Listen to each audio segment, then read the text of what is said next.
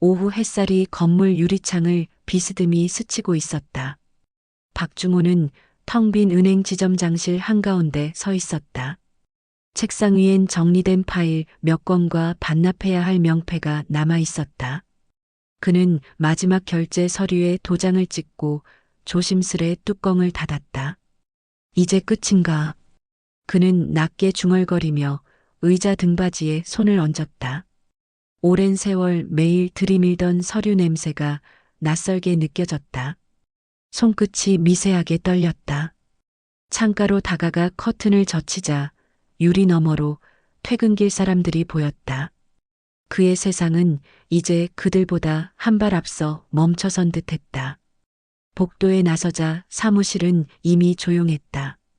후배 직원들이 고생 많으셨습니다라며 고개를 숙였지만 그의 대답은 짧았다. 응, 수고들 해.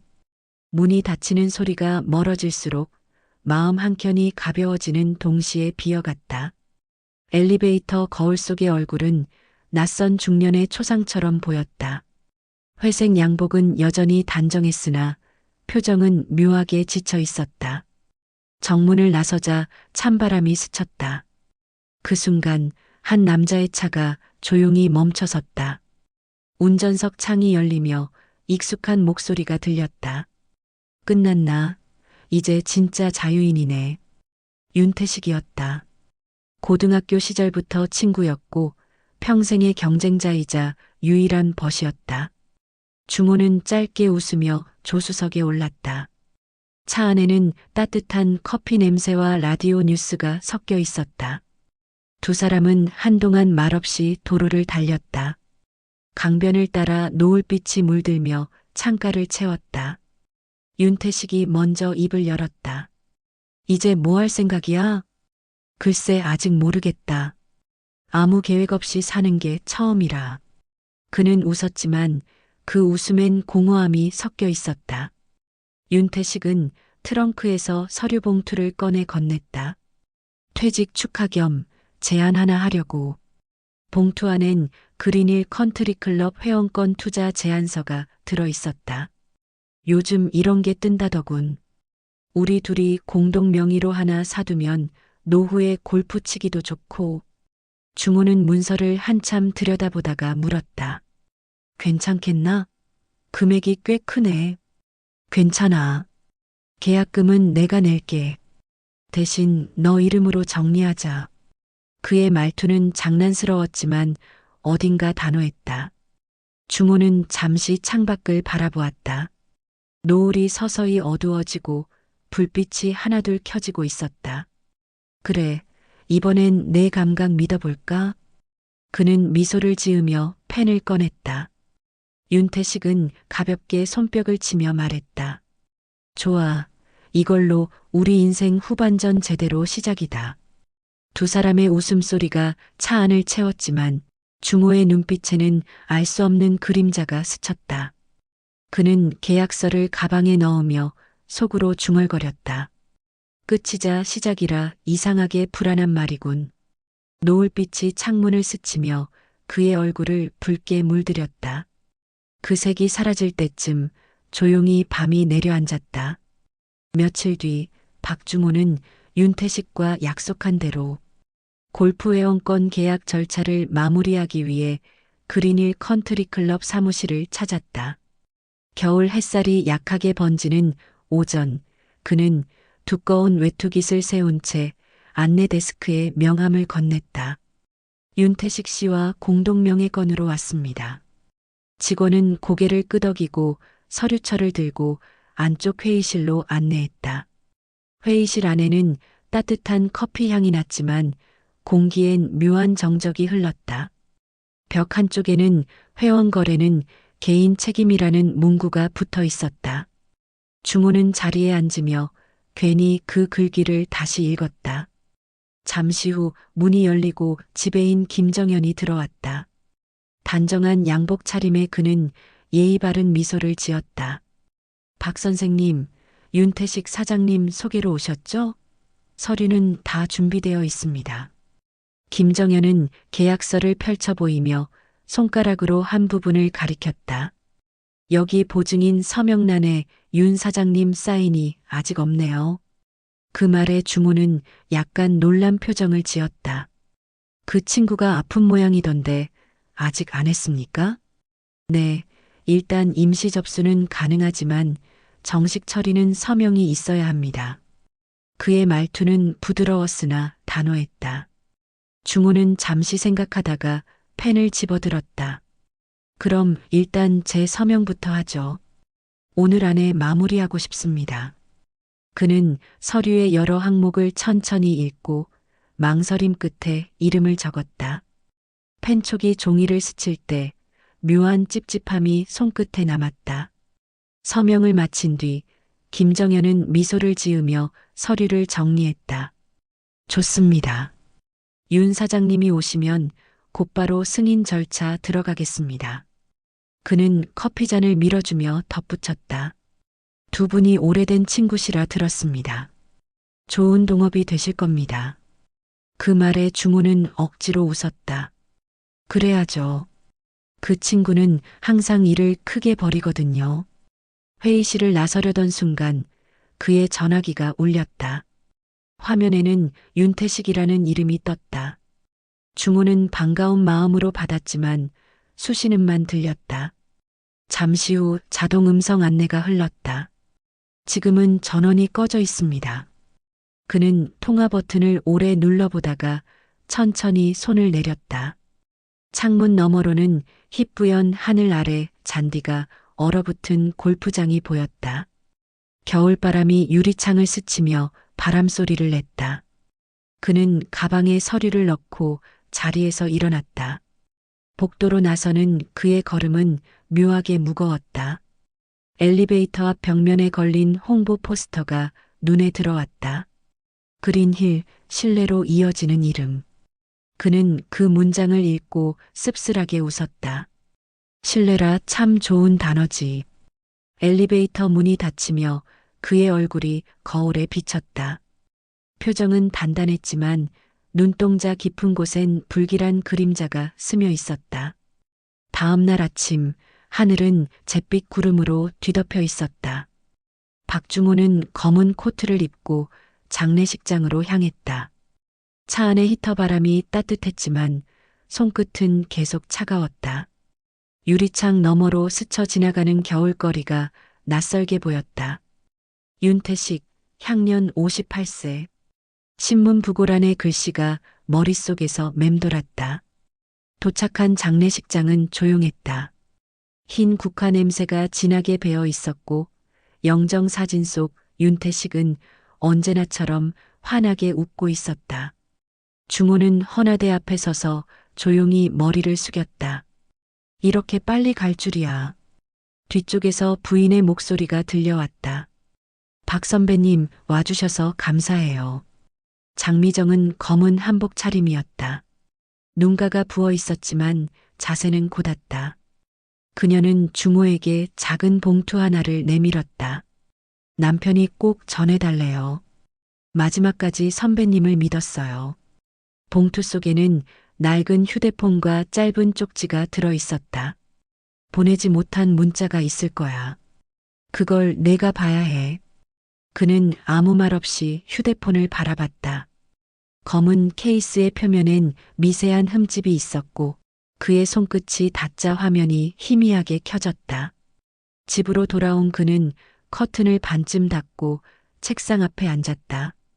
휴대폰 전원을 켜자 미발송 메시지 1건이라는 알림이 떴다. 그는 천천히 화면을 눌렀다. 문자 내용은 단 한 줄이었다.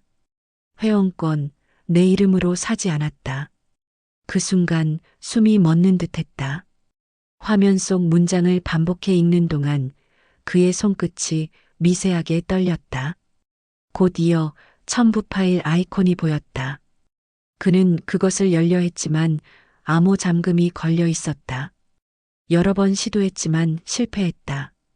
화면이 꺼지고 조용한 진동음만 남았다. 탁자 위에는 윤태식의 쪽지가 펼쳐져 있었다. 그린힐의 진짜 주인은 너야.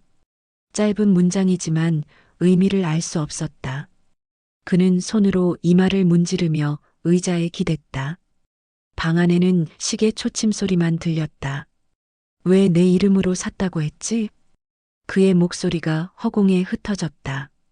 그는 휴대폰을 다시 켜서 문자 목록을 살폈다. 마지막 통화 기록은 계약서 서명일과 같은 날짜였다. 1200 AM 그린힐 오피스. 그는 고개를 들었다. 창밖에서는 눈이 내리고 있었다. 서류의 잉크 냄새와 윤태식의 목소리가 뒤섞여 머릿속을 맴돌았다. 그는 조용히 중얼거렸다. 태식아, 너 도대체 무슨 일을 한 거야? 눈송이가 유리창을 스치며 녹아내렸고 그의 시선은 꺼진 휴대폰 화면 위에서 멈췄다. 다음 날 오후 초인종 소리가 조용한 거실을 깨웠다. 박중호는 커피잔을 내려놓고 문으로 향했다. 문을 열자 검은 코트를 입은 장미정이 서 있었다. 그녀의 얼굴은 창백했고 손에는 갈색 서류 봉투가 들려 있었다. 실례가 될 줄 알았어요. 하지만 이걸 전해드려야 해서요. 그녀의 목소리는 차분했지만 끝부분이 미세하게 떨렸다. 그는 잠시 멈칫하다가 고개를 끄덕였다. 들어오시죠. 거실엔 따뜻한 난방이 켜져 있었지만 공기엔 묘한 냉기가 흘렀다. 두 사람은 마주 앉았고 그녀는 봉투를 식탁 위에 올려놓았다. 봉투에는 박중호님께라는 글씨가 또렷하게 적혀 있었다. 그가 조심스럽게 봉인을 뜯자 안에서 여러 장의 문서가 흘러나왔다. 첫 장에는 회원권 명의 변경 신청서라는 제목이 붙어 있었다. 그는 그 문서를 읽다가 미간을 찌푸렸다. 서명란에는 자신의 이름이, 날짜는 윤태식의 사망 이틀 전이었다. 이건 내가 쓴 게 아닙니다. 그는 낮게 중얼거렸다. 장미정은 눈을 내리깔며 말했다. 남편이 숨을 거두기 전날 밤 이걸 정리하라 하더군요. 왜 그런지는 말하지 않았어요. 그녀의 손끝이 서류를 스치며 가늘게 떨렸다. 중호는 문서를 다시 뒤집었다. 두 번째 장에는 서명 위임장이라는 제목이 붙어 있었다. 서명란엔 자신의 필체와 똑같은 글씨가 남겨져 있었다. 이건 내 글씨가 아닌데. 그는 자신도 모르게 중얼거렸다. 김정현 지배인의 서명이 함께 찍혀 있었다. 그린힐 대표 승인. 그는 곧바로 그 이름을 기억해냈다. 윤태식 씨가 서류를 직접 전달했다고 했지요? 네, 그날도 열이 높았어요. 그럼에도 남편은 서류를 꼭 지배인에게 맡겼다고 했죠. 그는 손가락으로 서류 구석을 눌러보았다. 거기엔 작은 글씨로 첨부 보조 기록은 지배인 보관이라 적혀 있었다. 그의 눈빛이 순간 번쩍였다. 결국 김정현이 열쇠를 쥐고 있었군. 그가 조용히 말했다. 장미정은 놀란 듯 눈을 들었다. 그게 무슨 뜻이에요? 그는 대답하지 않았다. 대신 서류를 다시 봉투에 넣고 자리에 일어섰다. 미정 씨, 이건 남편이 마지막으로 남긴 수수께끼 같습니다. 그녀는 한 발 다가서며 말했다. 그 사람 마지막 순간까지 당신을 믿었어요. 그 말에 중호는 잠시 눈을 감았다. 믿음이라. 그게 이렇게 무거운 줄 몰랐습니다. 그는 코트를 집어들며 현관 쪽으로 향했다. 창밖엔 하얀 눈이 내리고 있었다. 이제 진실을 확인해야겠네요. 그는 천천히 문을 열었다. 문틈 사이로 차가운 겨울 공기가 밀려들었다. 그녀는 그를 바라보며 작게 속삭였다. 박 선배님 태식 씨가 그 말을 남겼어요. 믿음은 끝까지 가야 진짜다. 그는 한참을 서 있다가 천천히 고개를 끄덕였다. 그럼 나도 끝까지 가보죠. 그리고 문이 닫히며 방 안엔 잔잔한 난기만 남았다. 이튿날 새벽 박중호는 잠에서 깨어난 뒤 곧장 거실로 나왔다. 탁자 위엔 어젯밤 살펴본 서류 봉투가 그대로 놓여 있었다. 그는 봉투를 손에 쥔 채 잠시 생각하다가 코트를 걸쳤다. 겨울 새벽의 공기는 매서웠고 하늘은 아직 어둑했다. 자동차 시동을 걸며 그는 짧게 중얼거렸다. 이번엔 직접 확인한다. 내비게이션 화면에 그린힐 컨트리 클럽 주소가 떴다. 하얀 입김이 차 안을 가득 메우는 동안 그가 발을 밟았다. 얼어붙은 도로 위로 헤드라이트 불빛이 길게 뻗었다. 골프장에 도착하자 아직 문이 열리지 않은 정문이 보였다. 그는 차를 갓길에 세우고 보안 요원에게 명함을 내밀었다. 지배인 김정현 씨 좀 볼 수 있을까요? 요원은 놀란 얼굴로 말했다. 아직 출근 전일 겁니다. 그럼 안쪽 사무실에 잠깐만 안내해 주시겠습니까? 중호의 낮고 단단한 목소리에 요원은 망설이다가 결국 문을 열었다. 안쪽 회의실 불은 희미했고 커피 향이 남아 있었다. 그가 자리에 앉아 곧 문이 열리며 김정현이 들어왔다. 박 선생님, 이른 시간에 어쩐 일이십니까? 그는 곧바로 서류를 내밀었다. 이 문서, 당신 이름이 있더군요. 김정현의 표정이 잠시 굳었다. 그건 단순한 행정 절차입니다. 행정 절차라기엔 내 서명이 너무 정확하던데요. 박중호의 목소리는 낮았지만 묵직했다. 김정현은 억지 웃음을 지으며 커피를 따랐다. 윤 사장님이 직접 서류를 정리하셨습니다. 저희는 단지 전달만 한 겁니다. 그의 시선이 잠시 책상 위의 파일철로 향했다. 그 순간 중호는 눈썰미 좋게 금속 USB 하나를 발견했다. 이건 뭡니까? 그가 손을 뻗자 김정현의 손이 본능적으로 막았다. 그건 회사 자료입니다. 윤태식 이름이 새겨져 있는데요. 순간 공기 속에 긴장감이 짙어졌다. 중호는 USB를 집어들고 노트북에 꽂았다. 짧은 정적 후 화면에 음성 파일 하나가 나타났다. 파일명은 진실, WAV. 그는 무겁게 숨을 고르고 재생 버튼을 눌렀다. 스피커에서 들려온 목소리는 분명 윤태식의 것이었다. 중호야, 이걸 듣는다면 난 이미 없겠지. 목소리는 낮고 침착했지만 피로에 젖어 있었다. 회원권은 내 이름으로 샀다. 이유는 곧 알게 될 거다. 지배인을 믿지 마라. 그는 내게 빚이 있다. 짧은 침묵이 이어졌다. 미정이를 지켜줘라. 그녀는 아무것도 모른다. 음성이 끝나자 방 안의 공기가 완전히 멈춘 듯 했다. 중호는 천천히 USB를 빼서 주머니에 넣었다. 이걸 왜 숨겼습니까? 그가 묻자 김정현은 더 이상 말하지 못했다. 얼굴이 창백해졌고 손끝이 떨렸다. 중호는 그를 똑바로 바라보며 말했다. 윤태식은 날 이용한 게 아니었군요. 당신들이 그를 이용했지. 그는 자리에서 일어나 코트를 여몄다. 창문 밖엔 여전히 눈이 내리고 있었다. 그는 천천히 걸음을 옮기며 마지막으로 덧붙였다. 이제 경찰이 아닌 진실을 부를 차례입니다.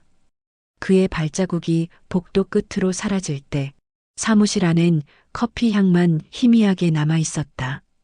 그날 오후 박중호는 하늘샘 요양병원 간판 앞에 차를 멈췄다. 엔진을 끄자 차 안은 고요했다. 주머니 속 USB가 손끝에 닿을 때마다 윤태식의 목소리가 떠올랐다. 회원권은 내 이름으로 샀다. 지배인을 믿지 마라. 그는 짧게 숨을 고르고 병원 문을 열었다. 로비에는 환자 보호자들이 몇몇 앉아 있었지만 대화 소리는 들리지 않았다. 접수대의 간호사가 다가왔다. 무엇을 도와드릴까요? 윤태식 씨의 입원 기록을 확인하고 싶습니다. 사망 전 마지막 입원이요. 간호사는 고개를 끄덕이고 컴퓨터를 조회했다. 입원일은 11월 28일, 퇴원 처리는 12월 5일로 되어 있네요. 퇴원 사유가 있습니까? 비어 있습니다. 대신 담당이가 환자 본인 의사에 의한 퇴원이라 적었네요. 그 말에 주모의 눈썹이 미세하게 움직였다. 윤태식은 그날 병원에 있었다. 그가 사망하기 이틀 전, 바로 그 회원권 위임서가 작성된 날이었다. 혹시 그때 방문자 기록을 볼 수 있을까요? 간호사는 잠시 망설이다가 작은 노트를 내밀었다. 방문자 명단에는 김정현이라는 이름이 또렷했다. 그는 입술을 굳게 다물었다. 감사합니다.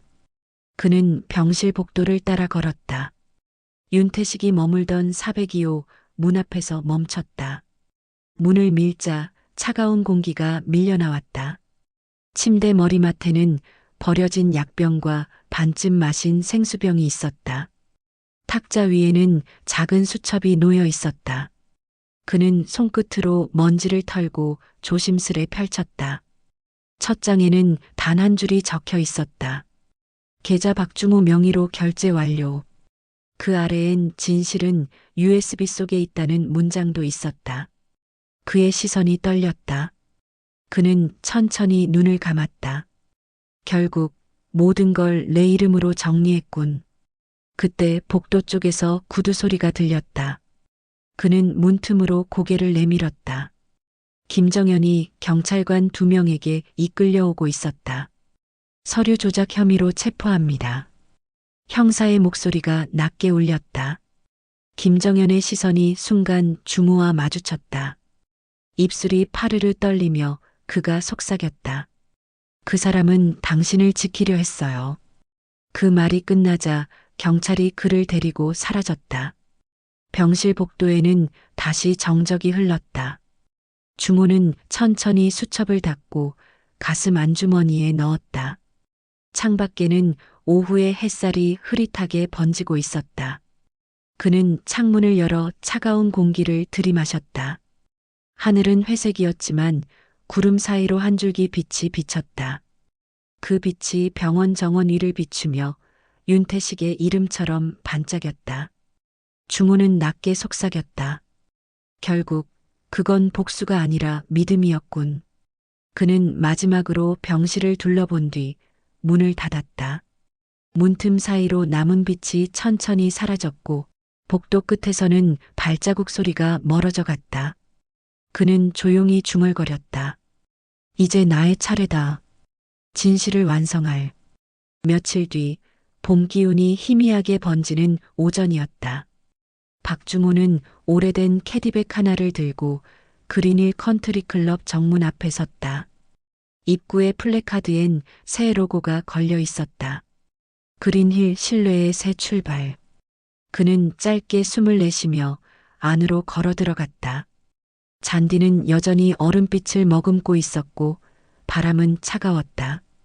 그의 발자국이 천천히 페어웨이로 이어졌다.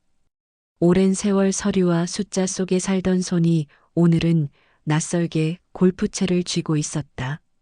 멀리 언덕 위 클럽하우스 창가로 햇살이 비쳤다. 그는 눈을 가늘게 뜨며 중얼거렸다. 이제 내가 좋아하던 코스부터 가야겠지. 9번 홀 티잉 그라운드에 서자 익숙한 풍경이 펼쳐졌다. 윤태식이 가장 좋아하던 곳이었다. 그는 가방에서 공 하나를 꺼내 땅 위에 올려놓았다. 공 표면엔 희미하게 Y, T라는 이니셜이 남아 있었다. 손끝으로 그 글씨를 쓰다듬으며 낮게 웃었다. 너 참 끝까지 남의 이름에 얽히는구나. 잔잔한 바람이 불고 멀리서 까마귀 소리가 들렸다. 그는 조용히 자세를 잡았다.